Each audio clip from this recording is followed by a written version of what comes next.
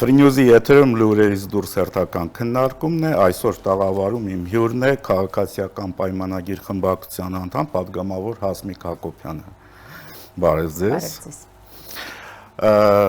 Տիկին Հակոբյան, ինչ հետաքրքիր ակցիա է սկսվել մանավանդ ՔՊ անդամների ուղղությամբ, այդ թվում նաև կառավարության անդամների ուղղությամբ, ինչ որ թանկանոց գոտիներ, ժամացույցներ, որն է դրա նպատակը։ Դե հիմա հասարակությունը հոգնել է այդ արտահայտությունից, բայց հիբրիդային հարձակման շրջանակում ստեղծվում են ինչ-որ fake edge-եր կամ լրատվականներ եւ դրանով ինչ-որ լուրեր են հրապարակվում, փորձելով նմանեցնել ներկա իշխանությանը նախկին իշխանությանը։ Օրինակ ասել, որ սրանք ինչով են տարբերվում նախկիններից։ Տեսեք, ինչ դղյակներ ունեն, հիշեք վարչապետի հետ կապված այդ fake լուրերը։ Սրանք տեսեք, քանի $100,000 զարդեր ունեն, թալանել են եւ այլն։ Նպատակը սա է՝ նմանեցնել ներկա իշխանության ներկայացուցիչներին նախկին պաշտոնյաներին։ Նշեցի արդեն վարչապետի դղյակ ունենալու մասին կեղծ լուրը, որը նաև ուսումնասիրվեց մեր հետաքննող լրատվական գործակալություններից մեկի կողմից եւ ապացուցեց, որ դա այդպես չէ։ Իհարկե, այս շատ լավ է, որ հերկվում է, բայց պետք է հասկանանք, որ fake լուրը ավելի մեծ տարածում է գտնում, քան դրա հերկումը։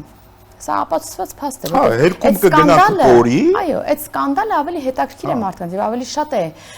տարածվում, քան այն, որ պաշտոնյան ասում է, որ ինքը նման օրինակ կարողության չի տիրապետում։ Ինձ հետ կապված դեպքը։ Ինձ պատահաբար ընկերներս ուղարկում են, որ TikTok-յան հարթակում ակտիվ տարածվում է մի տեսանյութ, իբր մի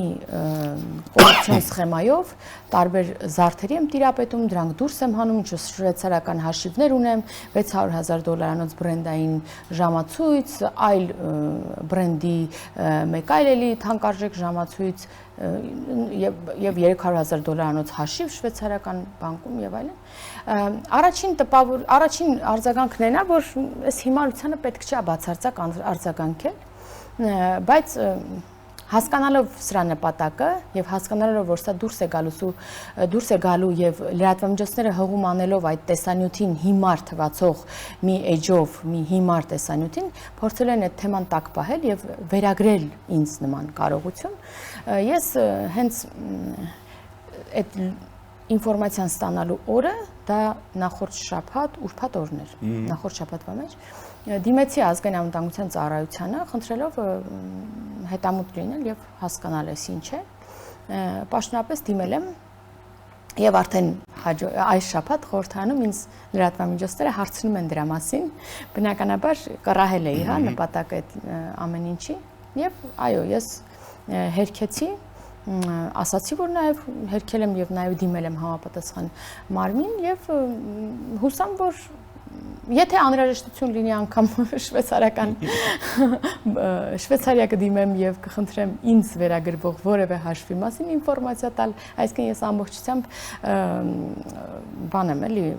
բաց եմ եւ ցանկացած կոռուպցիոն եւ այլ, հա, հանցագործության հետ կապված ցանկացած ինֆորմացիա կարող է հանգիստ առանց իմ իմացության, թե իմ նախաձեռնությամբ իրավապահ համակարգը կարող է սկսել ուսումնասիրել, ես հայտարարելու անձ եմ նաև հայտարարագիր եմ լրացնում, իմ եկամուտները, ծախսերը ամբողջը այժմ հայտարարագրված են, վարկեր ունեմ, որոնք եթե ես մեծ գումարներ ունենայի, գոնե մի զարդս կվաճառեի եւ կմարեի վարկերս։ Բայց ընդունենք, որ իրականում դա տեխնոլոգիա է, որտեղ տեսեք, ստեղծվում է fake-ը, հետո վերածվում է ինֆորմացիոն առիթի, եւ հետո տեսեք, ձեզ արդեն մեկ շաբաթ հետո ազգային ժողովում լուրջ հարցեր են ուղղում։ Դե ճիշտ է դա, Տիկին Հակոբյան, թե ոչ։ Ես էլ այդ հարցը եւ վատը գիտեք որն է, որ հարցը կարող է հնչել, իհարկե, չկա հարց, որը չպետք է հնչել, այն էլ պաշտոնյային, բայց երբ որ անկախ քո տված պատասխանից այնպիսի վերնագիր է դրվում այդ պարզաբանմանը, որը շարունակում է այդ fake լուրը, այ դա է տարօրինակ։ եւ ես խոսակցություն ունեցել եմ այդ խմբագրակազմերի հետ, որոնք նման վերնագիր են դրել,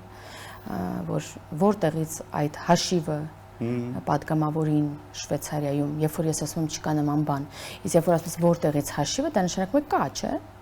Հասկանում ես շարունակությունը հասկանում եք, եւ հասկանում եք ես եւ դուք լրատվական գործունեություն ծավալող ձեր դեպքում անձիկ ենք, մենք հասկանում ենք, որ հասարակության մի զգալի մասը վերնագրից այն կողմ կամ լուսանկարից այն կողմ չի անցնում, հա։ Ինքը ուղղակի դա գիտություն է ընդունում եւ այդ պիտակը կպնում է մարդուն։ Սա է ցավալին։ Ես կարող եմ ամեն օր բոլոր լրատվամիջոցներին հերքեմ, բայց դա կարող է վերնագրի մակարդակով այնպես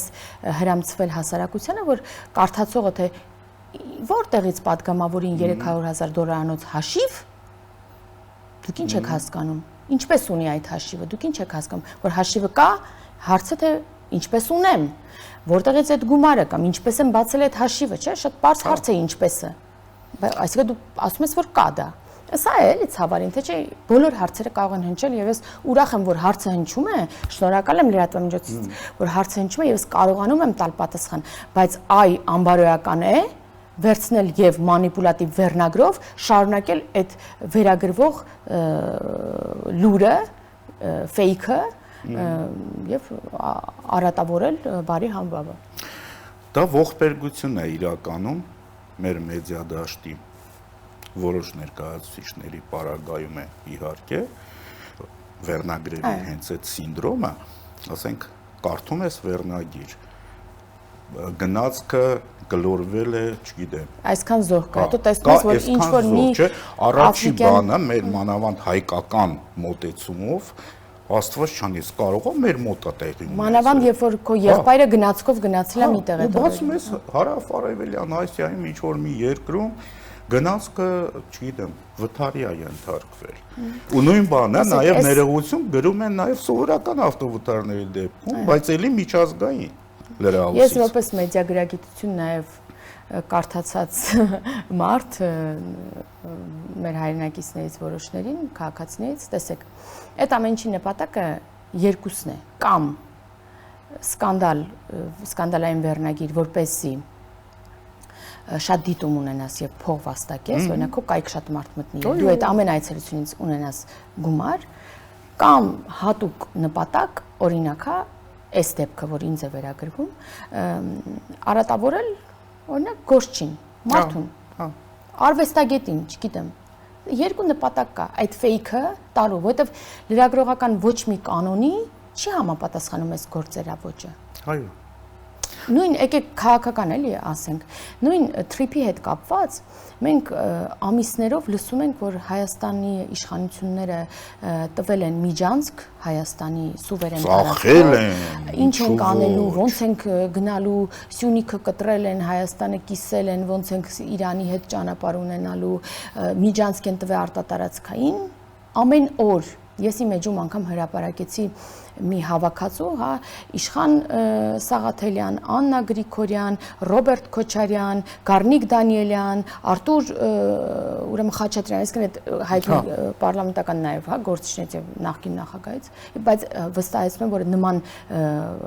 բանը խոսույթներով շատ գործիչներ են աչքի ընկնում, ուղղակի չկարողացա էլի շատին ներգրավել այդ մի տեսանյութի մեջ, որոնք ամիսներով ասում են, որ դա միջանցք է, Հայաստանը ոչ մի շահ տեղից չունի, հայ մաքսավորը, հայ իրավա բանը սահմանապահը չի լինելու այդտեղ եւ անվտանգությունը մենք չենք ապահովելու, դա բառացի միջանցք, բառացի ասում։ Հիմա էլ տոկոսների հետևից ընկած։ Հիմա հələ սպասենք այդ։ Եվ երբ որ նաև խաղաղության պայմանագրի թրիփի հետ կապված տեքստը հրապարակվեց, այս մարդիկ շարունակեցին խոսել, սկսեցին մանիպուլացնել գոյություն ունեցողը։ Հետո շրջանակը հրապարակվեց, ինչպես խոստացել են օգոստոսի 8-ին։ Շրջանակում արդեն ուղիղ ասվում է 16 անգամ ասվում է Հայաստանի սուվերենության մասին այդ տեքստում։ Ասվում է, որ Հայաստանի համապատասխան մարմիններն են անվտանգությունը ապահովելու, ասվում է, որ հայ մաքսավորը սահմանապահը իրենց գործառույթն են անելու, որոշումները կայացվելու են եւ այլն։ Բառացի ասվում է արդեն այդտեղ Հայաստանի եւ Ամերիկայի ներկայացուցիչների կողմից ստորագրված շրջանակում, բայց մեր գործիչներից որևէ մեկը ներողություն չխնդրեց, բայց ամիսներով մանիպուլացրել են հասարակությանը, ստրեսի մեջ են պահել, հավաստիացրել են, որ մենք միջանցք ենք տվել Ադրբեջանին եւ որ խնդիր կա Հայաստանում, միգուցե նպատակ ունենալով, որ քաղաքացիները տները կծախեն եւ կարտագաղթեն, կարող է նման նպատակ են ունեցել։ Ուզում եմ ասել, որ դրա համար որևէ մեկը ներողություն չի խնդրել մեր հասարակությունից։ Հիմա անցել են այդ տոկոսներ, Հայաստանը քիչ տոկոս ունի, բայց մոռանում են, որ Հայաստանը ունի առավելություններ այն առումով, որ սա Հայաստանի Հանրապետության տարածքն է եւ բեռները օրինակ, որ անցնելու են Հայաստանի Հանրապետությունով, այդ մաքսային վճարներ եւ այլ վճարներ կատարվելու է, որը Հայաստանի Հանրապետության բյուջեի է գալու։ Որպես բիզնես տրիփին եթե նայենք, այդ բիզնեսից արդեն որոշակի տոկոս, 26% ունենալու է Հայաստանը եւ 74% Միացյալ Նահանգները։ Եվ սա կարծում եմ արդար բաժանում է այն առումով, որ միլիարդավոր դոլարների, դրամների ներդրում է ունենալու Միացյալ Նահանգները այդ բիզնեսը ստեղծելու համար։ Մենք տրամադրելու ենք միայն վարձավճարով, ոնց որ տարածքը, հա, հողը վարձով տալու ենք, որի վրա ռելս է կառուցվելու, բայց այդ ռելսը կառուցվելու է ոչ Հայաստանի Հանրապետության գումարներով, բայց նաև պայմանագրում շրջանակում ասվում է, որ 49 տարի անց արդեն, այո, բայց 49 տարի անց անգամ այս բիզնես տոկոսները ի օգուտ Հայաստանի ավելանալու են 26-ից դառնալով 49%։ Ուզում եմ ասել, որ ամեն այս մանիպուլյացիան նպատակ ունի, երկու նպատակ ունի։ Նախ առաջկա ընտրություններում հասարակությանը համոզել, որ այն լավ բաները, որ տեղի ունենում, դա Հայաստանի հետ կապ չունի, սա վատ է, մենք խաբում ենք եւ մի ընտրեք այս իշխանությանը, ընտրեք ընդդիմությանը, որպեսզի նրանք գան եւ այս ամեն ինչը կանգնացնեն, կամ այն է, որ Հայաստանը ի վերջո դատարկվի, բնակչություն չմնա եւ միգուցե նրանք բարձրաձայնեն արդեն, չգիտեմ, Հայաստանը անիմաստ է հանրապետություն ունենալ, եկեք բանանի, միանանք այս միութենականին, այն միութենականին եւ լավ կառավարվենք։ Միանշանակ ես նույնպես համաձայն եմ, մանավանդ այդ մանիպուլյացիաները ոչ մի լավ տեղ չեն տանելու, ընդ որում երևի թե հասարակությունը շատ ավելի փորձառու է դարձել, շատ ավելի հասկանում է այդ ամեն ինչը, բայց այնուամենայնիվ, այո, հիբրիդային ասենք, թե ոնց ասենք, այդ process-ը գնալով ակտիվանալու է։ Այո, ընտրություններին քանի մոտենանք, այնքան շատանալու է, թե մանիպուլյացիաները, թե հիբրիդային հարձակումները, թե այդ մերկապարանոց խոստումները քաղաքացիներին, որ իրենք գալու են մի դրամով կառավարելու են երկիրը, բոլորի աշխատավարձերը բարձրացնելու են, բոլորի համար աշխատատեղեր են ստեղծելու, բոլորի թոշակները բարձրացնելու են, եւ այս հայտարարությունների նպատակը այն է, որ ընդդիմության այլ ուժերին ընտրողներից այդ ընտրող քաղաքացին դեպի իրենց գրավեն, որովհետև իրենց չի սպառնում իշխանություն լինել եւ չի սպառնում իրենց խոստումները կատարելը, որովհետև իրենք այտենց վստահ են, որ այն դրականը, որ Հայաստանի Հանրապետությունում եղել է, այդ ամեն ինչը գնահատվելու է։ Եվ եթե լսեք անգամ ընդդիմադիրներին իրենց ոդկասթներում, իրենց խոսակցություններում, իրենց հարցազրույցներում, սա անգամ քննարկելի չէ։ Քննարկելի է, թե ով կլինի ընդդիմադիր աթոռները զբաղեցնող ուժը, որոնք են դրանք լինելու։ Իրարից ձայն են կորզում, էլի, որովհետև գիտեք, անհնար է, որ մենք լինելով իշխանություն մարդկանց խոստանանք նենց բաներ, որոնք չեն կարող կատարածվել, բայց իրենք դա խոստանում են, որովհետև իրենք դա մեկա չեն իրականացնելու։ Բայց ենթադրենք Սերժ Սարգսյանին ընտրողը կգնա Սամվել Կարապետյանին կընտրի, կամ հակառակը, նայած ում խոստումն է ավելի պոպուլիստական, կընտրի, այս են իրարից փախցնում, հասկանում եք։ Ես մի օրինակ հիշեմ, երևի թե 15 տարի առաջ էր Հայաստանի հերթական ազգային ժողովի ընտրությունների ժամանակ մի քաղաքական ուժ, այդ մարդուն ես հարգում եմ դրա համար անունը եւ ուժի անունը չեմ տալիս, շատ լուրջ ծրագիր էր ներկայացնում, որ ժողովրդին պետք է փող բաժանել։ Փողը տպել եւ փողը բաժանել եւ լրջորեն դա ներկայացնում էր որպես դա կարող է շատ լուրջ տնտեսական էֆեկտ տա։ Չհասկանալով կամ հասկանալով, բայց մանիպուլացնելով, թե այդ փող տպել եւ բաժանելը ինչ խնդիրների առաջ կկանգնեցնի մեր ֆինանսական իրավիճակը Հայաստանի Հանրապետությունում, ինֆլյացիան, տարբեր բաներ հաշվի չառնելով։ Դա ասում են, որովհետև դա ականջահաճո է եւ մի քաղաքացի նստած լինելով տանը կարող է լսել լավ է, ինձ կտան, ինձ ով է բերել այսքան ժամանակ փող տվել, տենց այսքան միլիոն դրամ, շատ 5-10 հազար դրամ տան ընտրություններից առաջ, հա։ Ես կգնամ մի դրամանոց վարչապետների մասին խոսելիս, տեսեք, եթե վարչապետը մի հատ հայտնի խոսք կա, չէ, որ ասում է ով վճարում է, նա էլ երաժշտություն է պատվիրում։ Այս խոսքը հիշելով, այդ վարչապետը, եթե 1 դրամով պետք է աշխատի, ինքը պետք է օրինակ, չգիտեմ, հաց ուտի, հագուստ առնի, գազի եւ լույսի փող վճարի, հա, օրինակ, տարբեր, ապրի։ Բոլորս ապրում ենք եւ գիտենք ինչի վրա ենք ծախսում գումարը։ Եվ այդ մի տեղից այդ գումարը պետք է լինի որ ծախսի։ Այդ մի տեղը, եթե բյուջեն չէ եւ հասարակությունը չէ, ում պետք է ծառայի, պետք է լինի ինչ որ մի տեղից։ Ահա, ենթադրենք ինչ որ օլիգարխից, որին պետք է փաստորեն ծառայի, որովհետեւ ով վճարում է, կամ ել չեմ ասում վատագույն ուժային կենտրոնից։ Կամ այդ մարդը պետք է իրավունք ունենա բիզնեսով զբաղվել, եւ եթե դու ժամանակ չտրամադրես անգամ այդ բիզնեսին, ինչով պետք է զբաղվես, դու չես կարող հաջողել անգամ բիզնեսում, որպեսզի կարողանաս գումար վաստակել, հա։ Այսինքն անտրամաբանական բաների մասին են խոսում, մի դրամանով 5 տարի պաշտոնավարող վարչապետի մասին են խոսում, որը այդպես շատ անտրամաբանական է իրականում։ Իրենց սցենարն ինչ է։ Մենք հիմա ոնց որ սահուն անցում կատարեցինք Սամվել Կարապետյանի այդ նոր ստեղծված ուժին, տեսեք, Սամվել Կարապետյանը փաստ է, որ չի կարող լինել վարչապետի թեկնածու, որովհետև Սամվել Կարապետյանը օրենքով արգելված 3 երկրի քաղաքացի է, 3-ը գոնե պարզ է, գիտենք բոլորս, իսկ Հայաստանի Սահմանադրությունը թույլ չի տալիս երկրորդ երկրի քաղաքացի անգամ եղող մարդուն, բացի Հայաստանից, լինել նման բարձր պաշտոնավարել, պատգամավորին եւս նման հնարավորություն չի տրվում։ Բայց միաբերան նշում են, որ իրենք Սամվել Կարապետյանի ուժն են, հայտարարում են, իրենց լիդերը Սամվել Կարապետյանն է եւ Սամվել Կարապետյանին է ընտրելու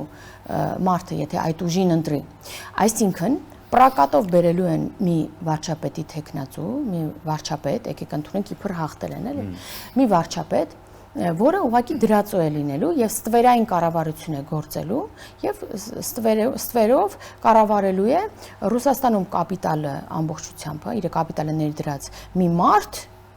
կառավարելու է այս երկիրը ուրիշի դեմքով։ Դուք չեք կարող ասել, բայց ես կարող եմ ասել։ Հարևան երկրի օրինակը։ Ես չեմ ուզում մտնել հարևան երկրի, որտեղ մեր մոտ այնքան ակնհայտ է այդ ամենը, պետք չէ անգամ ուրիշ երկրի օրինակով բերել, էլի։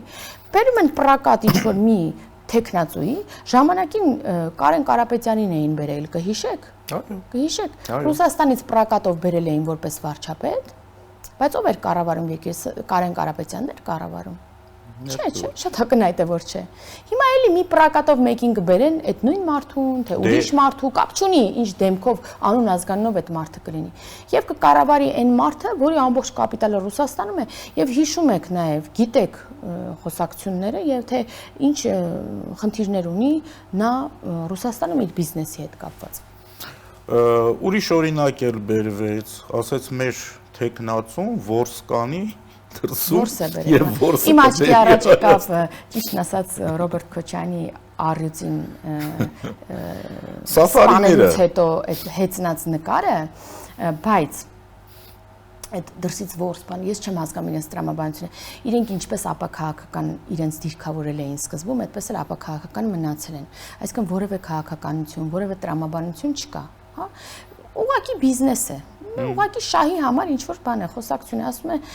նման ձև է ասում, որ իրեն ավելի շատ լայք են կամ իրագործելու հնարավորություն, դա ինչ է նշանակում, տակը ինչ կա, դրանք չեն պատկերացնում պարզապես։ Այդ նաև այդ նույն ուժերը եւ այդ մի դրամի խոսակցությունը երբ սկսվեց, երբ պարզ դարձավ, որ պետական ապարատում աշխատավարձերի բարձրացման մեխանիզմ է ներդրվել արդյունքին վրա հիմնված եւ դրա մասին անդամ վարչապետը խոսացել էր։ Ես դա պարգևավճար չեմ ուզում ասել, դա աշխատավարձի բարձրացում է ոչ թե պարգևավճար, ուղղակի մեխանիզմ է որոշվել, որ կիսամյակային արդյունքի վրա հիմնված ողջ համակարգը պետական պետք է ունենա վարձատրության բարձրացում։ Սա իհարկե հետագայում ավելի ինստիտուցիոնալ պետք է դարձվի եւ օրենքի մակարդակում երևի փոփոխություն արվի եւ բարձրացվի աշխատավարձերը, որովհետեւ այս վերջին տարիներին այդ համակարգում չի եղել աշխատավարձի բարձրացում։ Եվ տեսեք, ինչպես է օրինակ բյուջեն ինչպես է կրկնապատկվել մեր իշխանավարման օրոք։ Ոնց է եղել, որ բյուջեն ավել է կրկնակի։ Ոնց է, օրինակ ոնց է եղել։ Օրինակ չէ որ նախ վերնախավում կա այդ նպատակը հավաքագրելու բոլոր հարկերը եւ չտալու որևէ առավելություն ինչ որ մի տնտեսվարողի, որ թաքցնի հարկերը, որ չվճարի հարկեր, որովհետեւ այն ժամանակ եթե մտնում են եւ այդ բիզնեսի մեջ փայն անում այդ իշխանավորները, այսօր դա չկա եւ նպատակն է որ բոլորը արդար աշխատեն եւ այո վճարեն հարկեր եւ այդ հարկերից արդեն կարողանան բոլոր քաղաքացիների համար բարիքներ ստեղծվեն, կլինի դա լավ ենթակառուցվածքների տեսքով, լավ դպրոցների մանկապարտեզների տեսքով, թոշակների տեսքով եւ այս տեսքովը որ ասում եմ բարձրացված աշխատավարձեր, սահմանին կանգնած պայմանագրային զինծառայողի աշխատավարձն է բարձրացել, ուսուցչի աշխատավարձն է բարձրացել, դատախազի ու դատավորի աշխատավարձն է բարձրացել, այս բարձրացումների ֆոնին պետք է բարձրանա նաեւ այն չինովինկների, այն պետական աշխատողների աշխատավարձերը, որոնք այդ կամքը ունեն, այդ ուղղությամբ գնում են, շատ ջանք են դնում, որպեսզի դա իրականացվի։ Չէ՞ որ այսօր մի, չգիտեմ, հարկային աշխատող չի գնում եւ խանութի, որը հարկ է թաքցնում, հա, չի գնում կոռուպցիոն գործարքի, իհարկե նման դրսևորումներ եւս կարող են լինել, դա չեմ ասում, չեմ բացառում, բայց արդեն այդ աշխատակցի համար թանկ է իր աշխատանքը, ինքը աշխատանքից զրկվելու գնով այդ չի վերցնի այդ գումարը եւ չի հանցագործություն չի կատարի, հա, եւ այդ աշխատողին եւս պետք է տալ արժանապատիվ աշխատավարձ, որպեսզի իր աշխատանքը կորցնելը իր համար թանկ լինի, ոչ թե մի անգամ վերցնի այդ բանը գումարը եւ թաքցնի նպաստի, որպեսզի այդ տնտեսվարողը օրինակ հարկ թաքցնի։ Եվ նման կերպ այդ համակարգը պետք է առողջացվի, որովհետեւ շատ նաեւ լավ աշխատակիցներ, որոնք ունեն պահանջարկ պետական համակարգում աշխատելու, ստանում են մասնավորից գայթակղիչ աշխատավարձի, հա, բանով առաջարկներ եւ գնում են մասնավոր եւ ավելի բարձր աշխատավարձ եւ չես կարող այդ մարդուն դու մեղադրես։ Իհարկե շատ որակյալ մասնագետներ ուղակի, հա, տենց պատրիոտ լինելով մնում են պետական համակարգում ծառայում են հայրենիքին, բայց շատ մարդիկ էլ կենցաղը ստիպում է, որ գնան մասնավոր, հա, թողնելով այդ պետությանը ծառայելու մեծ առաքելությունը եւ ես չեմ մեղադրում այդ դեպքում այդ աշխատակիցներին բնավ մեր հայրենակիցներին։ Հիմա նույն կերպ ես դες ավելին ասեմ 19 թվականի ընտրությունների ժամանակ մենք մի գործընկեր ունեինք, որը դարձել էր падգամավոր, ռեյտինգային էր, չէ՞, այն ժամանակ այդպես այսինքն մարդը հավաքել էր քվեներ, դարձել էր падգամավոր, բայց իմանալով թե որքան է падգամավորի աշխատավարձը, մանդատը վայր դրեց։ Մեկ օր մնաց падգամավոր, որովհետև իմացավ ասաց, այսինքն ես գնացի ստեսություն։ Հասկանում եք ինչի մասին եմ խոսում։ Եվ այսօր շատ կադրեր կարող են ուղղակի չգալ, չուզել դառնալ պաշտոնյա, որովհետև ցածր է աշխատավարձը։ Եվ այս հարցը պետք է լուծել, պետք է այս հարցին անդրադառնալ ուղիղ։ Եվ մենք անդրադարձել ենք։ Նայեք, մենք այսօր ազգային ժողովում կան աշխատակիցներ, որոնք 20 տարի առաջել էին աշխատում ազգային ժողովում։ 10 տարի առաջել էին ազգային ժողովում աշխատում։ Եվ շատերի հետ տենց ընկերական զրույցների ժամանակ ասում են, որոնք նախկինում են աշխատում, փորձագետ է եղել։ Պատգամավորի օգնականն է եղել, այսօր էլ է աշխատում ազգային ժողովում։ Ասում են, որ օրինակ իրենք բանը պատգամավորի աշխատավարձի քարտն էր իրենց մոտ։ Իրենք էին տնօրինում այդ աշխատավարձը։ Անկեղծ եմ ասում։ Այդ մարդը ուղղակի անկեղծորեն ասում է, որ իր պատգամավորին այդ աշխատավարձը պետք չի եղել։ Իսկ մեզ երբ կարող է պետք չլինել այդ աշխատավարձը ինձ։ Երբ որ ինձ ծրարով կտան ավելի շատ գումար եւ ես կասեմ դե լավ այդ ինչա որ թող իմ օգնականը ավելի լավ աշխատի, որովհետեւ օգնականի աշխատավարձն էլ է ցածր։ Կամ եթե ես ունեմ բիզնես եւ շահ լինելու падգամավոր։ Էդ էլ չէ կար ժամանակ։ Բիզնեսմենների խումբ կար, չգիտեմ, տարբեր խմբեր կային, հա, երկրապահի խումբ կար, տարբեր խմբեր կային, բիզնեսմենների խումբ կար, որոնք բիզնեսի համար էին եկել։ Իրենք այդ բիզնեսներն ունենալով հսկայական բիզնեսը, խոշոր բիզնեսը։ Իրենք չեն գալիս եւ տեսնում ենք, որ նաեւ տենց չէր, որ падգամավորական գործունեությամբ էին զբաղվում։ Ուղղակի իրենք իրենց բիզնեսին կռիշավատ էին լինում։ Թույլ տվեք այն բառապաշարն օգտագործեն, որը ավելի հայտնի է հասարակությանը։ Էս է ամբողջը։ Էս է եւ այսօր քաղաքացին կարծում եմ պետք է ուրախ լինի, որ իր պաշտոնյային անհրաժեշտ է աշխատավարձը։ Կարծում եմ սա շատ կարեւոր է, որովհետեւ մենք էլ աշխատավարձով ապրող ենք եւ եթե մենք սկսենք գումար վերցնել ինչ որ մեկի համար օրենք գրելու, օրենքի համար քվեարկելու համար, այս սա պետք է անհանգստացնի մեր հասարակությանը, բայց մենք ունենք անհրաժեշտություն աշխատավարձի եւ այդ աշխատավարձի բարձրացման համար մեր հասարակությանն ենք դիմում, որտեղ բոլորի հարկերից է այդ բյուջեն գոյանում եւ մենք բյուջեից ենք սնվում։ Դրա համար էլ մենք ծառայում ենք ոչ թե գումար վճարած որևէ չինովնիկի կամ աշխարհքաղաքական կենտրոնի, այլ մեր ժողովրդին, որտեղ մեր ժողովուրդն է մեզ վճարողը։ Իհարկե, եւ ասենք պատկերացնենք նույն ոստիկանի վիճակը, որը ստանում է ինչ որ ծիծաղելի աշխատավարձ, հա։ Հիմա այդ ոստիկան առավոտյան, երբ որ տնից դուրս է գալիս եւ իր զավակը կամ իր աղջիկը ասում է, «Էս ինչ բանն եմ ուզում», բայց ինքը այդ ինչ բանը չի կարող գնել այդ աշխատավարձով, չէ՞ որ մենք արհեստականորեն այդ մարդուն դրդում ենք, որ դե գնա զբաղվի այն ամենով, ինչ որ նախկինում զբաղվում է։ Այն ամենը անուն ունի, նույն ոստիկանը հանցագործի արածը քողարկելու գնով էր, չէ՞, այդ գումարը վերցնում։ Այս այդ գումարը, որ ինքը հավելյալ այդ բանը կոռուպցիան ոնց է եղել, այդ ավել գումար են դրել գրպանը, որ սա չարձանագրի, սրա մասին չխոսա, ճանապարհային տեսուչները։ Համատարած է, չէ՞, բոլորս ապրել ենք, չէ՞ տենց։ Բոլորս տեսել ենք։ Բոլորս վճարել ենք։ Կամ վճարել ենք, կամ մասնակցել ենք, այդ հանցագործության մաս ենք եղել, որովհետև համակարգն է, որովհետև այդ տեսուչը, որը այդ գումարը վերցրել է, ինքը նաև դա եւ գրպանել է, որովհետև աշխատավարձին ոչ մեկ չէր նայում պետական համակարգում, կամ գրպանել է, համ գրպանել է, համ էլ իր վերադասին է տվել որոշակի գումար, այն էլ իր վերադասին եւ տենց միջև վերջ։ Հիմա չկա այդ բուրգը, ինչ որ տեղերում կան կոռուպցիոն դրսևորումներ, որը մարդկությանը բնորոշ է։ Քվոտաները գիտեին, որ ուզում են ճանապարհային ոստիկան դառնալ, ինչքան էին վճարում։ Այո, եւ այդ ճանապարհային ոստիկան դարձած մարդը պետք է իր կյանքը չէր հերիքի, հա, այդքան աշխատելու համար, որպեսզի այդ գումարը, որը տվել է, որ ընդունվի որպես ճանապարհային ոստիկան, դա հանի, հա։ Պարզը չէ ինչի համար էին գնում։ Եվ ուզում ասեմ, բուրգ էր գործում, միջև վերև ու ամենավերևում կանգնած մարդը այդ բուրգից օգտվում էին, սա համակարգային կոռուպցիա է կոչվում։ Հիմա կարող են լինել որոշ տեղերում որոշ կոռուպցիոն դրսևորումներ, որը մարդկանց բան է, բնորոշ բան է, կոռուպցիոն մարդկանց բնորոշ բան է, հանցագործությունը, ոնց որ մնացած հանցագործությունները, ինչը արատավոր երևույթ է, ինչի դեմ պայքարում ենք, եւ որևէ կոռուպցիոն դրսևորում երբ որ լինում է, դա կանխվում է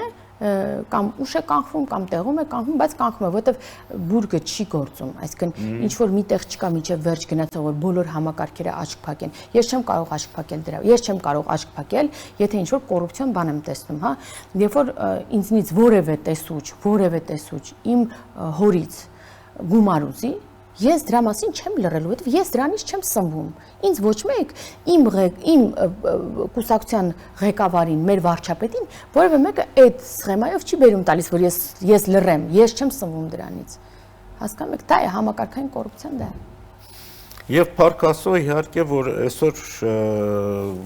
բոլոր դեպքերում, բոլոր ոլորտներում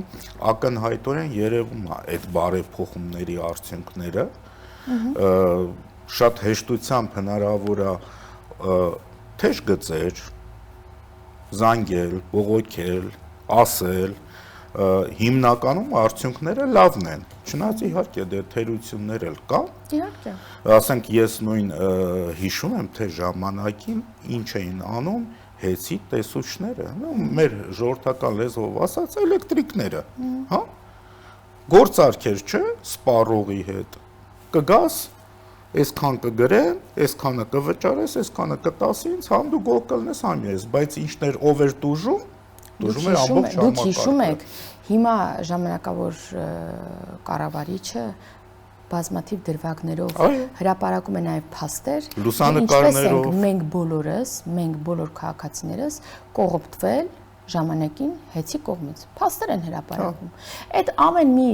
քաղաքացին, որ բաժանորդ է դարձել, շուրջ 80-90 հազար դրամ ավել գումար է վճարել։ Հասկանում եք։ Այդ ավել գումարները ո՞ր մեկից տանք մի դրամով վարչապետ չի աշխատի։ Շատ անարդար է։ Ախր բոլորիցս կողոպտել են, բոլորս ներգրաված են եղել այդ բանի, տուժող են եղել որպես, եւ պետք չի դրա համար հիշել ինչ չէր։ Դրա համար էլ վերջին մի քանի տարվա այդ արխիվները ոչնչացվել է, նոր հեծը ոնց որ գնացել է արդեն ժամանակավոր կառավարման։ Այսօր արդեն մարդը չի կարող գոնե իր այդ իրավունքները վերականգնել, որովհետև արխիվները մի հրաշքով ջնջվել են։ Այդ բոլոր մեր սպառած էներգիայի հետ կապված արխիվները ջնջվել է։ Այսինքն հետները գյորը տարել են, կարելի ասել։ Հասկանում եք։ Այս ավելի է էլի լավ ապացուցում թե ինչա կատարվել հետ։ Էլ մնացածը չեմ ասում, որ մենք բոլորս մեր վճարած հոսանքի գնի դիմաց մարել ենք Սամվել Կարապետյանին պատկանող այլ բիզնեսների բաները, տոկոսները, վարկի տոկոսները։ Սենց ամեն ինչ է եղել։ Այդ դեպքում որ մեկս չէինք բա տենց բանանի մի դրամով վարչապետ աշխատի։ Այդքան գումարը ով 3 միլիոն քաղաքացին այդքան գումարը տար մեկին բայց ինքը մի դրամով վարչապետ աշխատեր։ Հիանալի գործարք է, հասկանում եք, բիզնես է, բիզնես։ Շնորհակալություն Տիկին Հակոբյան, ցավոք եթերաժամը շատ արագ սպառվեց։ Եթե ունեք ինչ-որ բան, որին չենք անդրադարձել, կարող եք 1 րոպեի շրջանակներում անդրադառնալ։ Ուզում եմ ուղղակի ամփոփելով մեր խոսակցությունը, իհարկե շատ բաներ կա որ կուզեի ասել, բայց մեր խոսակցությունը ուղղակի ամփոփելով ասեմ, որ բոլոր այն վատ խոսակցությունները, որոնք վերագրում են իշխանությանը, մի բանի մասին է խոսում։ Այսօր 5 տարի շարունակ հայրենիքը 1 րոպե առաջ փրկելու մղված այսպես միակորակարգ ունեցող մարդիկ այսօր անցել են արդեն ինչ որ խոսակցությունների մանր, պուճուր ոնց որ կծում են, էլի, հասկանում եք, որովհետև հասկանում են, որ հայրենիքը փրկվել է իրենց բացակայությամբ, որ հայրենիքը փրկվել է, որովհետև մեր հայրենիքը ինքնիշխան է եւ չի սպառնում նրան վերացում, ինչ որ տարբեր միութենական միավորների մեջ ներգրավում, չի սպասարկում այլ երկրների շահեր, սպասարկում է մեր պետության, մեր քաղաքացիների շահը միայն եւ հիմա իրենք տենց գլխակորույս ամեն օր մի նոր խոսակցություն են բացում, փորձելով ձեզ համոզել, որ ներկա իշխանությունը ոչինչով չի տարբերվում իրենցից, մենք կոռուպցիոներ ենք, մենք իբր գողանում ենք, մենք պարգևավճար ենք ստանում, մենք, բայց այս ամեն ինչը մենք չենք հոգնի, ճիշտ է, մեր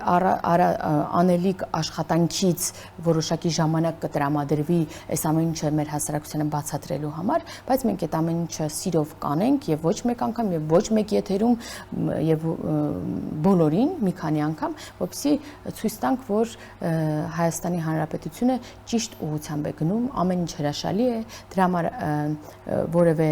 այսօրվա օրակարգերի մասին անգամ չեն խոսում մարդիկ, մենք էլ չհասցրեցինք օրինակ խոսել, վարչապետը գտնվում է հիմա Դավոսում, Միացյալ Նահանգների նախագահի հրավերով, իբրև հիմնադիր